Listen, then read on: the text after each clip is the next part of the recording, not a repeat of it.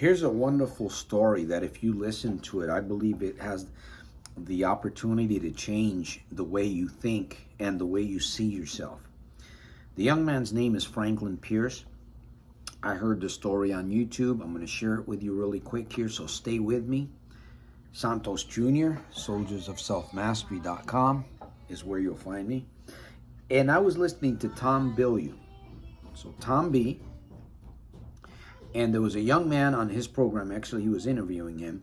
He was sharing the story about the young Franklin Pierce, who became a very, very successful magazine entrepreneur. Franklin Pierce. So this young man back Midwest, living with his mom, I don't know where the dad was in the picture. He was flunking in school. He was a flop. He was late to classes, and some days he wouldn't even go to classes. The kid was doing very poorly, and he hung out with the wrong people, and you can imagine the lifestyle of a young man like that. I call it a flop.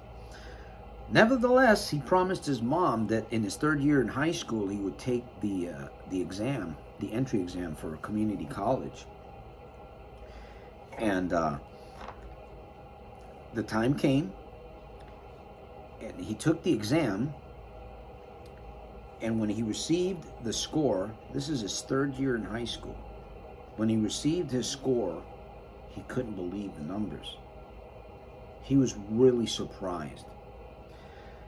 So he accepted the exam results. He took it home. His mom thought he was trying to cheat, or that he cheated on the exam, and he had that intention. He wanted to cheat, but he couldn't, because it was just the way that the test was done. You could cheat. So here they are looking at each other, both severely shocked at this news and the results of this exam. He began to go to school religiously. He began to show up for his classes on time. He began to do his homework.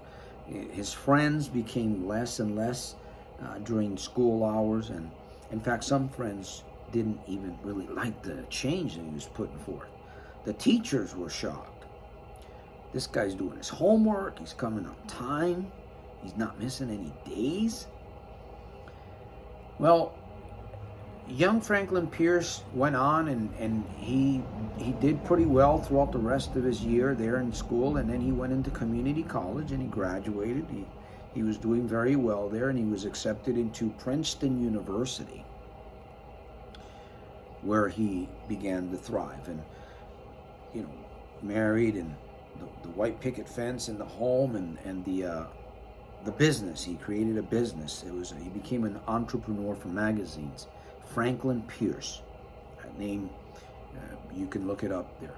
This is actually a true story that I'm sharing with you. He became very successful.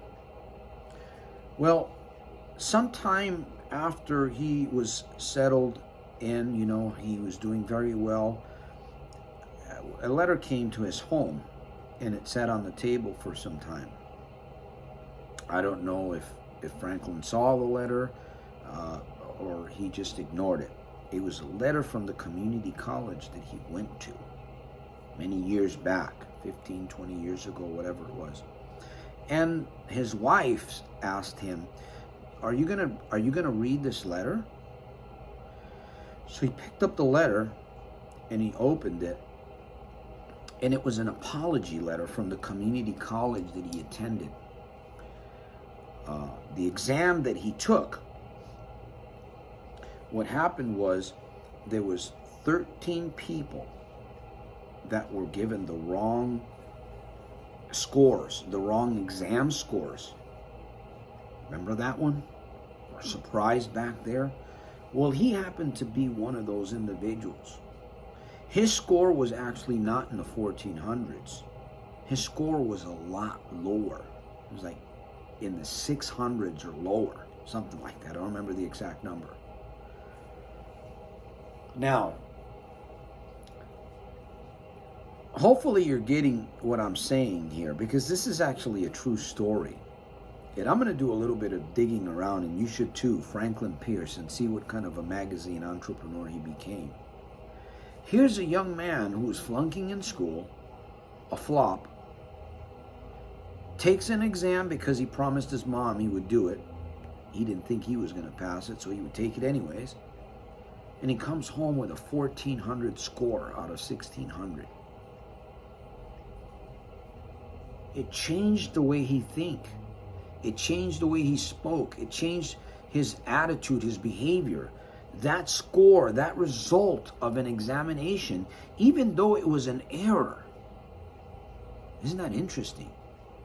Even though it was an error, something really good came out of it.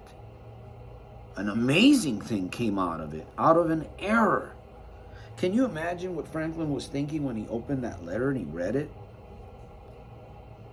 I mean, obviously, he's not going to go back in time and try to disprove all of these things, right? Go back, because even his mom said when he brought the score, "Did you try to cheat? Did you cheat?" Can you imagine Franklin going back? Well, I'm sure he probably did go back to the teacher.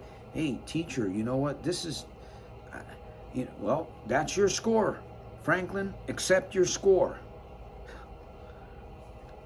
An error, a thought, a result began to change the way this man saw himself.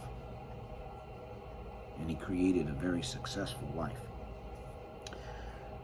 Now, I'm going to end here, but I want you to think about this.